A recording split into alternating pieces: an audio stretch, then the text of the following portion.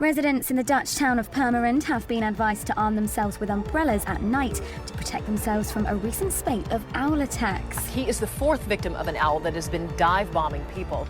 And he tells Fox 12's Kimberly Eaton it wasn't just a bird attack. He calls it a robbery. Swear to God, this owl just attacked me. I swear to God. Oh my God. And some pecking. That's right, an owl flew right into his open driver's side window and made himself right at home. So the other weekend I was out in the Everglades and was lucky enough to see not one, but two different species of owl, and it got me wondering, how often do these birds actually attack people, and have they ever actually killed a person? The answer to both of these questions is quite surprising, so stay tuned. So for your first shocker, believe it or not, owls are known for injuring as many as 50 people a year in the United States, which, to put that into perspective, you're just as if not more likely to be attacked by an owl in the US than you are a shark. But still, that obviously doesn't make these feathery, adorable animals monsters by any means. So why do owls even attack people in the first place? And even more importantly, why are owl attacks increasing, not just in the United States, but worldwide? Well, you see, it has to do with a couple of different factors, but first you have to keep in mind the fact that most owl species are completely harmless. But you see, most does not mean all species. Some species of owl, such as the great horned owl, could produce as much as 700 psi in just their grip, which is actually stronger than a bear's grip, which is pretty insane. They also have shockingly long legs and incredibly sharp claws, meaning that you're probably better off fighting something like a raccoon over an owl. Man, I don't know how people are scared of these guys, they're so adorable.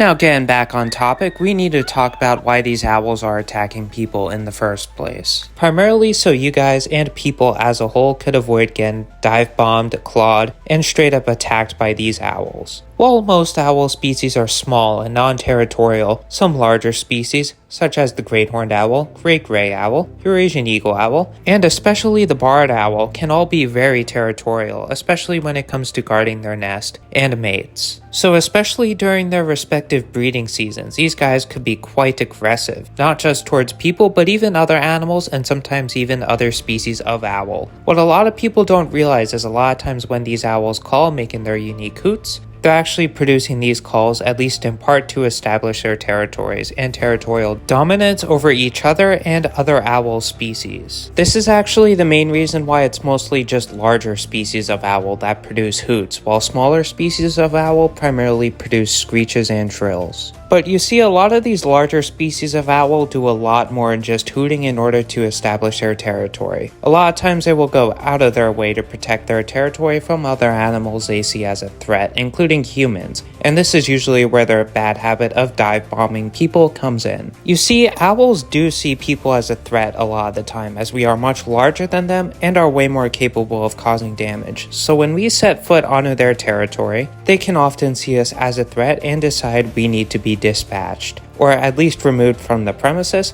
by dive bombing. During a dive bomb, these owls won't exactly try to kill a person, but rather just scare them off away from their territory, particularly whichever tree has their nest or is usually the spot in which they do their calls. You can almost just think of it as them defending their property and nothing more. Because of this, so far not a single fatal attack from an owl has been contributed to an owl defending its territory. But fatal owl attacks have still occurred, and we're gonna get to that later in the video. But first, remember, if you're enjoying it so far, please feel free to like and subscribe. I make most of my money off of YouTube, and Hello, I like money.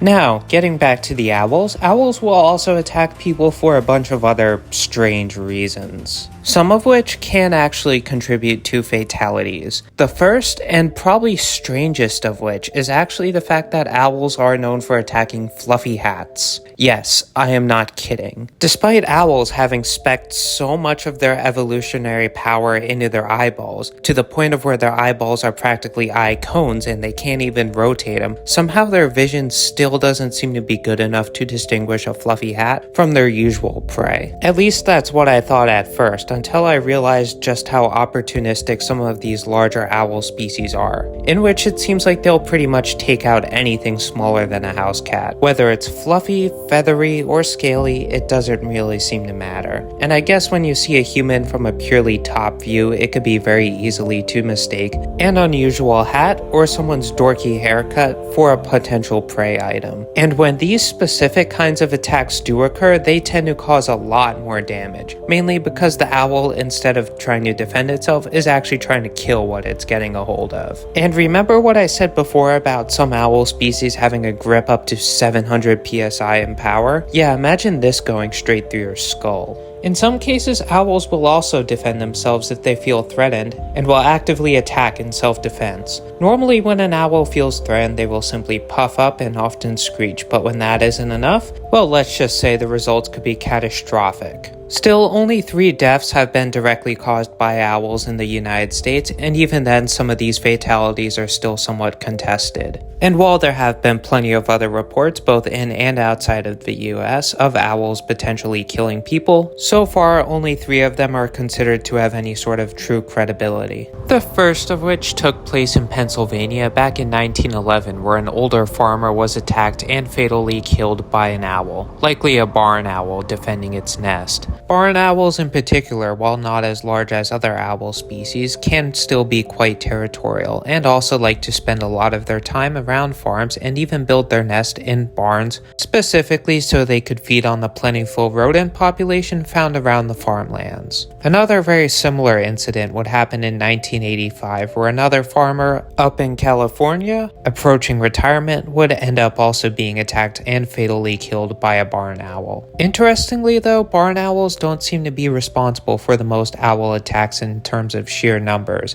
as beyond defending their nest, they don't seem to be as territorial as other larger owl species. That title seems to go to their close relative, the barred owl. Barred owls could be distinguished by their larger size and the presence of a bar-like pattern on their chest. And by far the most famous owl attack of all goes to the infamous staircase situation. This case would involve the husband of Kathleen Peterson being convicted of murder for allegedly pushing his wife down the stairs. But what was very interesting, which his lawyers found, was the presence of owl feathers found right where she fell. What was even more interesting was that the puncture marks on her head didn't match that of a person suffering from a traumatic injury during a fight, but instead the marks on her head much more closely matched that of the claws of a barred owl. This means that her unfortunate death was likely the first and only documented case of a barred owl actually fatally killing a human being. And not just that, but the only documented case of an owl fatally killing a person in self-defense. This would also mean that this owl falsely got someone in prison for 10 years.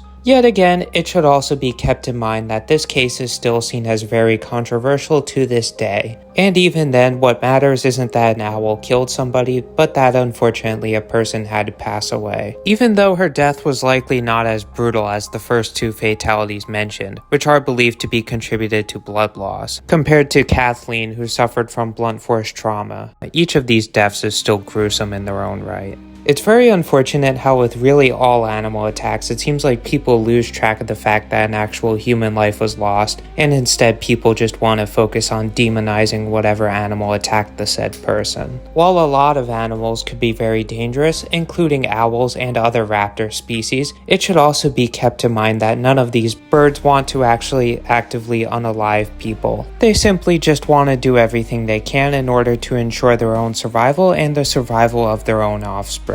So in reality, you really shouldn't be scared of owls, but there are some precautions you should take in order to be safe around them. Some of these precautions should include avoiding nesting areas in which these owls are present, and also not wearing clothing items that look like, well, whatever the heck this is. Overall, there are so many things in life we have to worry about, and owls should not be at the top of that list. So if you do see an owl, just be thankful that you're looking at an incredibly amazing creature, but you should also keep in mind that they could definitely be a threat to you and your pets if they choose to be. So please remember to treat all wild animals, especially your native larger owl species, with the respect that they deserve. Now, if you want to see my own personal owl photography, then please feel free to follow my Instagram at Gavin the Wildlife Guy, where I post all my incredible wildlife photography with all sorts of potentially dangerous animals, including owls. And also, of course, if you enjoyed this video, then please feel free to like and subscribe. And hopefully I'll make some more epic mini documentaries for you guys real soon. Goodbye.